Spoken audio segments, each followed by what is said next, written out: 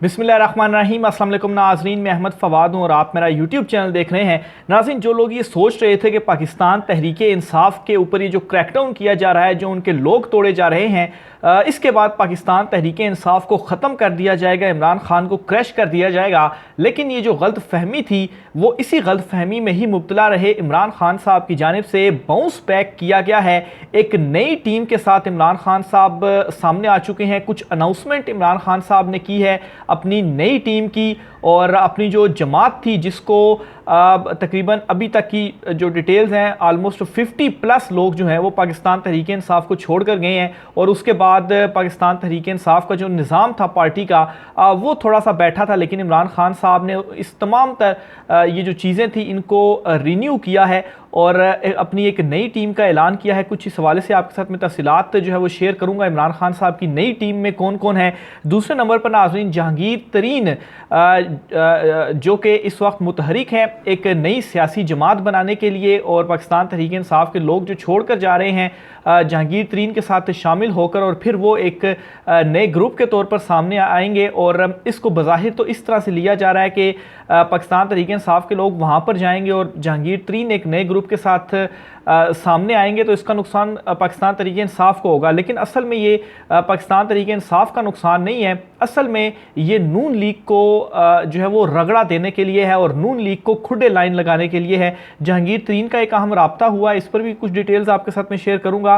और आखिर में नाज़रीन, जस्टिस काजी फ़ाइज़ ईसा जिनसे बड़ी उम्मीदें थी हुकूमत को, और जो उनका मकसद था कि किसी तरीके से जो है वो लड़वाया जाए सुप्रीम कोर्ट ऑफ पाकिस्तान में जो तकसीम है जजिस को आपस में, और अपना मकसद हासिल किया जाए। और इस मकसद के लिए उन्होंने एक अहम स्टेप लिया था, जो उन्होंने कमीशन बनाया था, ऑडियो लीक कमीशन बनाया था। और इसको चीफ जस्टिस ने, और चीफ जस्टिस को बाईपास करने के बाद ये बनाया गया था। और जब चीफ जस्टिस ने इस कमीशन को काम करने से रोक दिया, तो उसके बाद कुछ इस तरह की इतलात सामने आई कि शायद काजी फ़ाइज़ ईसा जो हैं वो काम से नहीं रुकेंगे, और जो हुकूमत का मकसद था और जो उनकी जानिब से ये इकदाम भी उठाया गया, उस इकदाम से भी ये बात सामने आई कि कैसे उन्होंने बाईपास किया। तो इस मकसद में भी हुकूमत को बड़ी नाकामी का सामना करना पड़ा है। जस्टिस काजी फ़ाइज़ ईसा जो हैं, अचानक से एक ऐसी खबर सामने आ गई है कि जो सारे का सारा एक परसेप्शन बना हुआ था जस्टिस काजी फ़ाइज़ ईसा के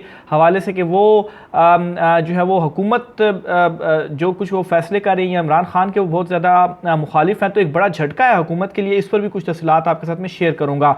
तो सबसे पहले तो नाज़रीन बताता चलूँ कि इमरान खान साहब की जानिब से अपनी जमात को जो एक रिन्यू किया गया है, और जो एक नई टीम इमरान खान साहब सामने लेकर आए हैं, इनमें दो सबसे अहम और बड़े जो नाम है वो मैं आपके साथ शेयर करता चलता हूँ।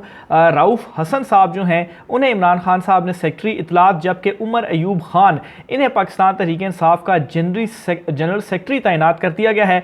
असद उमर जो कि जनरल सेक्रेटरी के अहदे पर थे और उन्होंने फिर इस्तीफ़ा दे दिया था, और फिर इसके बाद फवाद चौधरी साहब जो थे, वो जो इतलात का शोबा था पाकिस्तान तहरीक इंसाफ का, वो मामलात देखते थे। लेकिन वो फवाद चौधरी और असद उमर के जाने के बाद उमर अयूब खान जनरल सेक्रेटरी और राउफ हसन जो हैं, इन्हें सेक्रेटरी इतलात इमरान खान साहब की जानिब से तैनात किया गया है। ना सिर्फ ये, बल्कि इमरान खान साहब ने जो मुज़ाकराती कमेटी का कहा था कि वो मुज़ाकराती कमेटी एक बनाएंगे जो मुज़ाकरात करेगी, इस पर भी एक जो टीम है वो इमरान खान साहब ने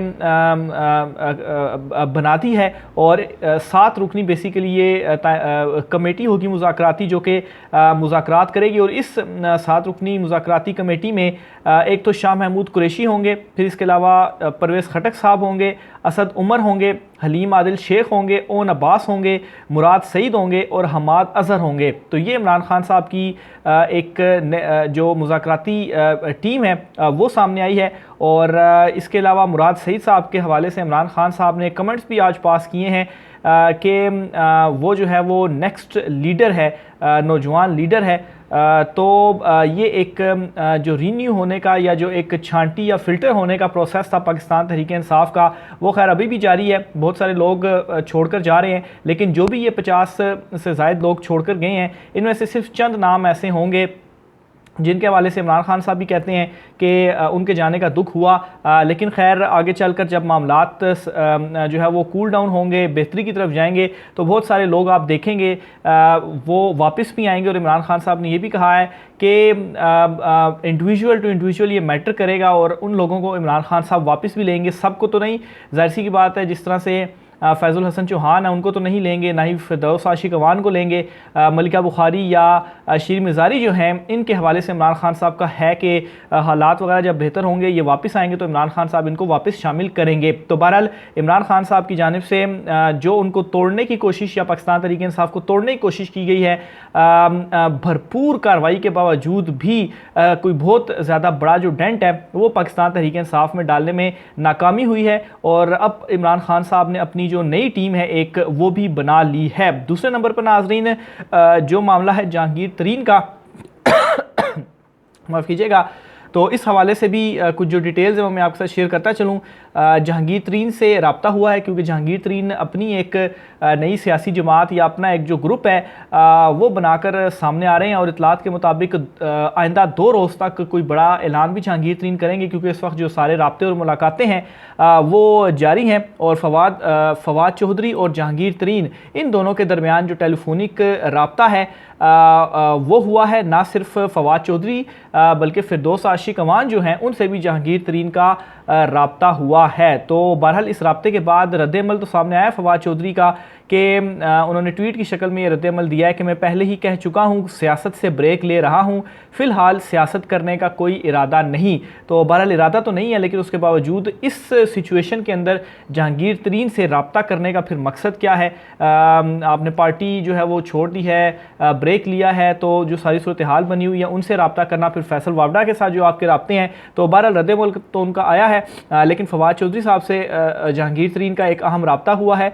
और फिर फिरदौस आशिक अवान जो हैं उनसे भी जहांगीर तरीन का रब्ता हुआ है। और ये एक जहांगीर तरीन ग्रुप जो सामने आ रहा है वो ये नहीं होगा कि इमरान खान साहब के पाकिस्तान तहरीक इंसाफ के वोटों को तोड़ेगा। वो बुनियादी तौर पर एक तोड़ है या जो नून लीग है उससे वो मज़ीद खुडे लाइन लगेगी। इमरान खान साहब का वोट बैंक तो मज़ीद बढ़ रहा है, मकबूलियत मज़ीद बढ़ रही है। अब जैसा कि फवाद चौधरी का हल्का है, फवाद चौधरी के हल्के में पाकिस्तान तहरीक इंसाफ की तरफ से अगर कोई टिकट के ऊपर कोई उम्मीदवार खड़ा होगा और दूसरी तरफ फवाद चौधरी ही क्यों ना खड़े हो जाएं जहांगीर तरीन ग्रुप की साइड से, तो उस सूरत में जो जीत है, इस वक्त की जो सिचुएशन है वो इमरान खान साहब के ही उम्मीदवार की होगी। हाँ, यहाँ पर यह होगा कि अगर कुछ इलेक्टेबल्स या ज़ोर लगाकर वो कुछ नशिस्तें ले भी जाते हैं, एक बड़े ग्रुप के तौर पर वो सामने आ भी जाते हैं, तो होगा ये कि मुस्लिम लीग नून जो है जिसके पास अभी आधे पंजाब की नशिस्तें हैं, उनके पास मज़ीद आधे से भी कम जो नशिस्तें हैं वो रह जाएंगी। तो असल में ये जो बज़ाहिर तो इस तरह से लग रहा है कि जहांगीर तरीन के एक्टिव होने से पाकिस्तान तहरीक इंसाफ के लोग तोड़कर उसमें शमूलियत इख्तियार की जाएगी और जहांगीर तरीन एक बड़ा ग्रुप बनकर सामने आएगा। तो असल में ये इमरान खान साहब को लॉस नहीं है, प्लानिंग तो इसी किस्म की थी, लेकिन ये असल में इससे जो नून लीग है वो खुडे लाइन लगेगी और जो पीपल्स पार्टी है और जो दीगर कुछ जमातें होंगी जिस तरह से काफ लीग है, इनको मिलाकर पीपल्स पार्टी, काफ लीग और फिर जहांगीर तरीन ग्रुप, तो इनको मिला मिलू कर तो कोई इस तरह की जो है वो मिक्स अचार बनाने की कोशिश की जाएगी कि किसी को वाज़ेह जो अक्सरियत है वो ना मिले। बहरहाल काफ लीग के हवाले से भी बताऊँ तो पाकिस्तान तहरीक इंसाफ छोड़ने वाले 26 साबिक अरकान असम्बली ने काफ लीग में जो शमूलियत है वो इख्तियार करने के लिए रब्ता किया है। बहरहाल पाकिस्तान तहरीक इंसाफ के बहुत सारे, बल्कि इनमें से तो 50 से ज़ायद तो सामने आ रहा है फिगर के 50 से ज़ायद लोगों ने पाकिस्तान तहरीक इंसाफ को छोड़ा है। लेकिन जब आप गिनना शुरू करें तो आपको कोई 7-8 लोग जो हैं वो मिलते हैं जिनको शायद आप जानते होंगे। उन 7-8 में से भी खाली 2-3 ऐसे नाम हैं जिन पर इमरान खान साहब ने कहा है कि उनको भी दुख हुआ। बाकी जो लोग हैं वो पाकिस्तान तहरीक इंसाफ को छोड़ कर गए हैं, तो अच्छा ही हुआ है, जिसमें फैज़ुल हसन चौहान है या खुसरो बख्तियार है। तो इस वजह से कोई ऐसा बड़ा डेंट जो है वो अभी तक पाकिस्तान तहरीक इंसाफ को इतना बड़ा क्रैकडाउन करने के बावजूद भी नहीं डाला जा सका। आखिर में नाज़रीन जस्टिस काजी फ़ाइज़ ईसा के हवाले से आपको बताता चलूँ तो हुकूमत की जानिब से एक ऑडियो लीक्स जो थी उसके लिए एक जो कमीशन था वो कायम किया गया था, जिसकी सरबराही जस्टिस काजी फ़ाइज़ ईसा और 2 चीफ जस्टिस थे हाई कोर्ट्स के, उनके सपुर्द जो है वो की गई थी। तो बहरहाल इसके इसके ऊपर एक एप्लीकेशन आई पाकिस्तान तहरीक इंसाफ की जानिब से और फिर इसके ऊपर समाअत हुई और चीफ जस्टिस उमर अता बंदयाल ने जो 5 रुकनी बेंच बनाया था, इस 5 रुकनी बेंच ने इस कमीशन को काम करने से रोक दिया था। तो अब एक तो इसमें नुकता ये अंडरस्टैंड करें कि एक तो हुकूमत का इसमें मकसद भी अंडरस्टैंड करें कि उन्होंने एक तो चीफ जस्टिस को बाईपास करने के बाद ख़ुद से ही जजिस का नाम देकर तो ये कमीशन बना दिया गया, हालांकि उनको उनसे पूछना चाहिए था। और फिर उसके बाद जब चीफ जस्टिस पाकिस्तान ने इस कमीशन को काम करने से रोक दिया तो फिर उसके बाद इस तरह की कुछ जो इतलात थी वो सामने आना शुरू हुई कि जस्टिस काजी फायज़ ईसा जो है वो शायद ये फ़ैसला ना माने और वो कल बैठेंगे और कमीशन की जो कार्रवाई है वो भी होगी। और फिर उसके बाद नेक्स्ट डे मॉर्निंग यानी कि आज सुबह जो है इस कमीशन ने आज अपनी कार्रवाई की भी, लेकिन हुआ ये कि बहुत सारे लोगों को शायद जो उम्मीदें थी कि जस्टिस काजी फायज़ ईसा जो है वो अपनी ये जो कमीशन की कार्रवाई है इसको जारी रखेंगे, तो उन्होंने ऐसा नहीं किया। उन्होंने बल्कि ये कहा कि ठीक है, अब ज़ाहिर सी बात है, अब कमीशन को काम से रोक दिया गया है, तो उन्होंने जो फैसला था चीफ जस्टिस का उस फैसले को तस्लीम किया। बहरहाल जो एक कोशिश थी, जो एक मकसद था, जो कि साफ नज़र भी आ रहा था कि इस तरह का इकदाम किस तरह से उठाया जा सकता है बाईपास करने के बाद, तो उस इकदाम में बड़ा जो फेलियर है वो हुकूमत को हुआ है। और जो एक उम्मीदें थी हुकूमत को कि शायद जस्टिस काजी फायज़ ईसा जो हैं अगर वो चीफ जस्टिस बनते हैं या इवन के अभी भी जो है वो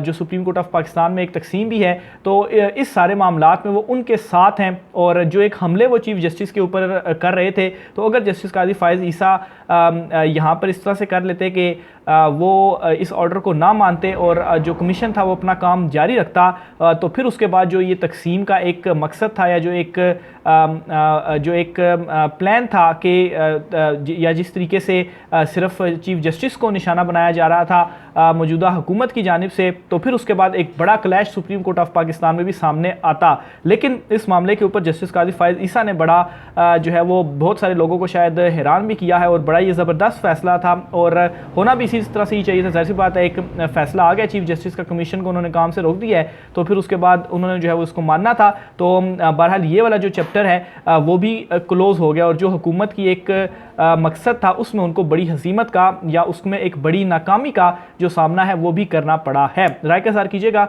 आज के व्लॉग से इतना ही, मुझे इजाज़त दीजिए। अल्लाह हाफ़िज़।